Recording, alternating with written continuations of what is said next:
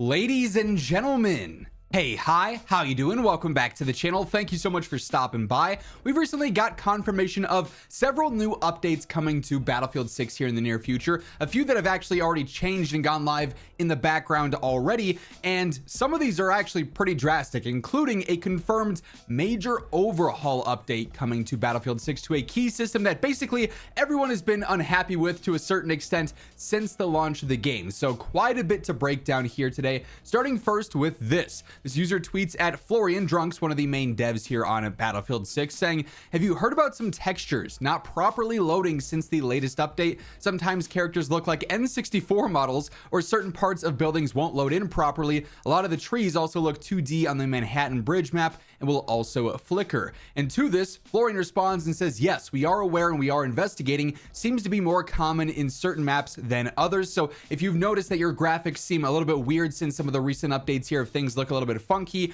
not as high quality as they should, this is something the devs now have on their radar. They are investigating this, and there will be a fix for this at some point in the future. No guarantee if it's going to be the very next update like some of the other things that we'll discuss here today are, or if it'll be further on down the road, maybe, you know, a season 2 thing or something. We're not sure on that exact time frame, but nonetheless something they are looking into. I've seen a lot of complaints about the visuals being weird, especially in the comments in the past few days or so. So good news that they're looking into this. Battlefield Bulletin also has a little bit of a roundup here as far as what is going to be updated in the next update, saying the next patch for Battlefield 6 is going to fix the following issues. The switch class hotkey buttons, Q or E, are going to be removed. So when you can go through and you can quickly change your class just as you're respawning here, a lot of people accidentally shift over. This happens on controller as well, these hotkeys to switch over from assault to support to recon, whatever. I find myself at times where I will accidentally press those without realizing it. Then I load into my next life and I'm like, wait a second, this ain't the loadout I'm trying to run, right? So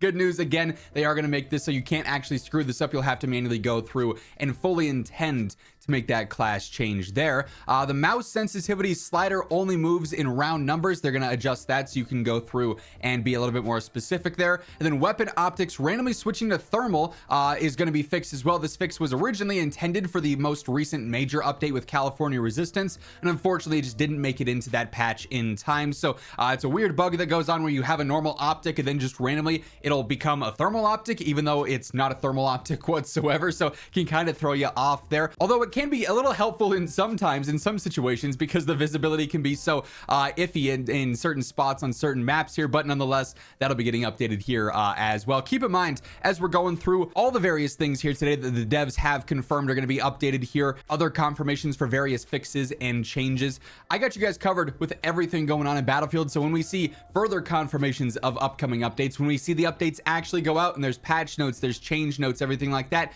you'll find all that information right here. So feel free to hit that subscribe button to stay in the know. And if you guys enjoyed this video, a like rating is always seriously appreciated as well. Much love to everyone who takes the time to do so. Next up here, this tweet saying, "For the love of all that is holy, please fix the footstep audio in Battlefield 6. This has been a complaint since day one of Battlefield, basically. Some people saying, hey, it's too loud in these situations. Other people saying it's completely non-existent, whether you're playing multiplayer, whether you're playing REDSEC. Footstep audio is so insanely hit or miss in this game.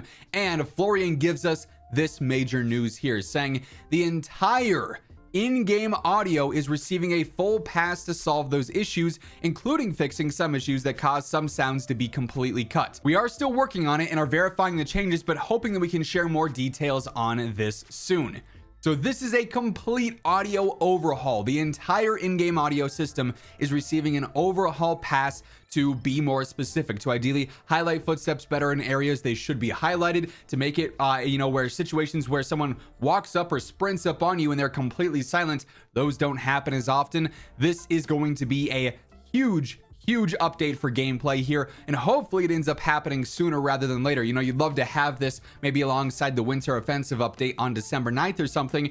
No guarantee that it's going to make it into that patch, that being our next major update here, but if we get any further details on this, I'll be sure to keep you guys in the loop, because this is definitely one of the more significant post-launch updates that'll be coming to the game. We've also got some new dev responses to this clip from Enders the other day, with just the caption "incredible," showing off visibility is not fantastic right now. You you can see he's going to get taken out by this player laying prone, that there was no chance you were spotting that player there.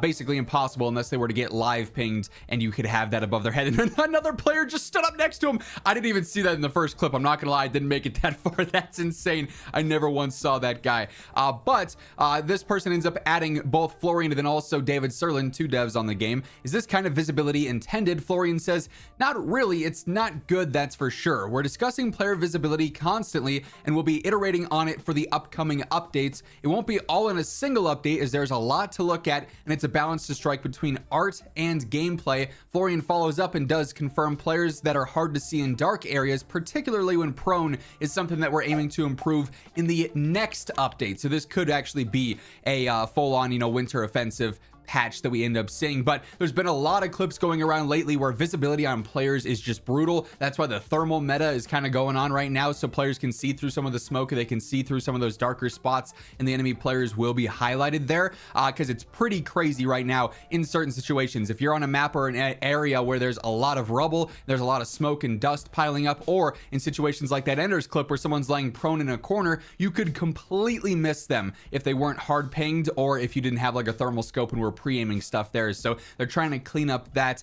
To a certain extent, you should be able to use the world as cover and as a concealment in a sense. If you know what you're doing, you're using a skin that's going to blend in between your different classes. There should probably be a level to which you're rewarded for that, but also some situations are just downright brutal where you couldn't have a chance at seeing a player or spotting a player even if you wanted to. And then lastly, here we have a couple more posts from Battlefield Bulletin confirming a couple of updates here, saying a new backend update's out for Battlefield 6. Battlefield Studios has reduced the California Resistance Sabotage, Resupply, and Revive challenge requirements from 300 down to 30. So if you did the 300, if you went through and you grinded that out, applause to you, because I would not have the patience to do that. That's for sure. That is now down to 30, which should be much easier to complete overall. And then lastly here, 3 new challenges are going to become available to complete in Battlefield 6 or REDSEC starting on December 2nd, it would seem. Players can earn a new soldier skin, a background, then also an icon. As this message of the day pop-up says, begins December 2nd, 3 new challenges, 3 new rewards will be available in any REDSEC or Battlefield 6 mode. Check your challenges tab starting on December 2nd to see what character skin, background, and icon you can earn. So keep an eye out for that. You can get some free content in game just by completing a couple of specific challenges there.